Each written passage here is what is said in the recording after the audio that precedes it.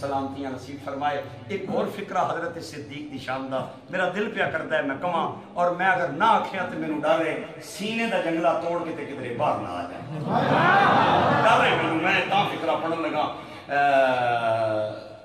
حضور نے مولا علی پاک کو بلایا اور بلا کے فرمایا امرنی ربی ان ازوج بنتی معکا، اللہ حکم کیتا ہے میں اپنی بیٹی نہ نکاح تیرے نال پڑھا دے۔ کہ حضرت مولا علی نے عرض کی تھی حضور اس تو بڑا ماڑا فخر کیڑا ہے، تو سانی بیٹی ہو گئے میرے گھر اچھا ہے، اس تو بڑا ماڑا فخر کوئی نہیں۔ آپ نے فرمایا پھر تیار ہے؟ جی حضور تیار ہاں۔ فرمایا جا ابو بکر کو بھی بلا کے لے آ، عمر کو بھی بلا کے لے آ۔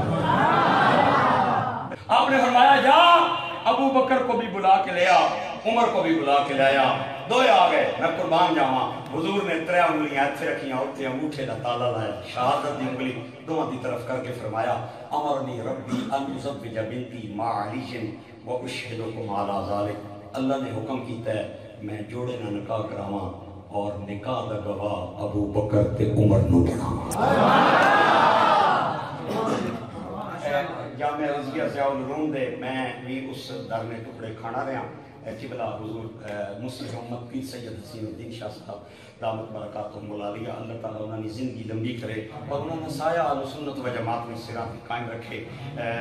نہ آنا ہے تو کلیجہ ٹھرنا ہے میرے استادانہ، میں بھی انہوں نے درنے ٹکڑے کھا دیں کہ علماء جاننے نے پڑھے لکھے حضرات میرے تو چنگا ہی نہ علم پڑھے ہے، تازہ پہ پڑھنے بندہ تازہ پڑھے ہوگا تو اس کی زیادہ مان ہونا ہے، جڑا کو تھوڑا جا پرانا ہو جائے ان طرح پھر تھوڑا جا مطالعہ بھی پرانا ہو جانا ہے۔ واو عاطفہ ہے، اشہدکم علی ذالک معطوف ہے، امر علی ربی معطوف علیہ ہے۔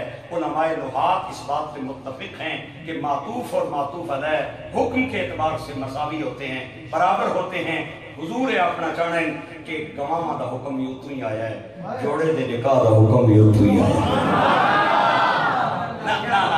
گل لگے ہے ہوں بڑی میں کرنا لگا۔ امام بخاری نے الجامع میں اس روایت کو بیان کیا ہے، سرکار فرماتے ہیں لا یجوز النکاح الا بحضور العاقلین البالغین المسلمین، نکاح اس وقت تک قائم ہوتا ہی نہیں ہے جب تک 2 عاقل 2 بالغ 2 مسلمان گواہی نہ دیں۔ جڑا بندہ ابو بکر تے عمر تے ایمان پر شک کرے انہوں مننا پڑے گا علی پاک اور سیدہ پاک نہ نکاح ٹھیک نعوذ باللہ نہیں ہویا، تے جڑا اس جوڑے میں نکاح تے شک کرے وہ منہ ہو سکنا ہے، مومن تے نہیں ہو سکنا۔